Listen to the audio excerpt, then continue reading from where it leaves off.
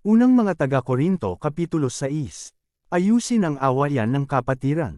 Kung may reklamo ang sinuman sa inyo laban sa kapwa Kristiyano, bakit siya nagsasakdal sa mga hukom na hindi Kristiyano, sa halip na ipaubaya sa mga hinirang ng Diyos ang pag-aayos ng usapin nila? Hindi ba ninyo alam na ang mga hinirang ng Diyos ang hahatol sa sanlibutan? Kung kayo ang hahatol sa sanlibutan, hindi ba ninyo kayang hatulan ang ganyang kaliit na bagay? Hindi ba ninyo alam na hahatulan natin ang mga anghel? Gaano na lang ang mga bagay na may kinalaman sa buhay na ito? Kung may mga usapin kayo, bakit ninyo ito idinudulog sa mga taong hindi kinikilala ng iglesia? Dapat kayong mahiya. Wala bang isa man lang sa inyo na marunong mag-ayos ng awayan ng magkakapatid? Bakit nagsasakdal kayo sa hukuman, kapatid laban sa kapatid, at sa harap pa naman ng mga hindi mananampalataya? Ang pagkakaroon ninyo ng usapin laban sa isa't isa ay isa ng kabiguan sa inyo. Bakit hindi na lang ninyo hayaang gawan kayo ng masama? Bakit hindi na lamang ninyo hayaang madaya kayo?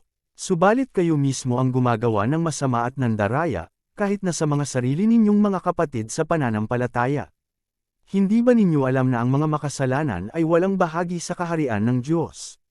Huwag ninyong dein ang inyong sarili. Ang mga nakikiapad, sumasamba sa Diyos-Diyosan, nangangalunya, nakikipagtalik sa kapwa lalaki o kapwa babae, nagnanakaw, sakam, naglalasing, nanlalait ng kapwa, o nandaraya, ay walang bahagi sa kaharian ng Diyos. Ganyan ang ilan sa inyo noon. Subalit kayo'y pinatawad na sa inyong mga kasalanan at ginawa na kayong banal ng Diyos. Pinawalang sala na rin kayo sa pangalan ng Panginoong Jesu-Kristo at sa pamamagitan ng Espiritu ng ating Diyos. Ang katawan ninyo'y templo ng Diyos. May magsasabi, malaya akong makagagawa ng kahit ano, ngunit ang sagot ko naman ay, hindi lahat ng bagay ay nakakabuti. Maaari ko ring sabihin, maaari akong gumawa ng kahit ano, ngunit hindi ako magpapaalipin sa anumang bagay.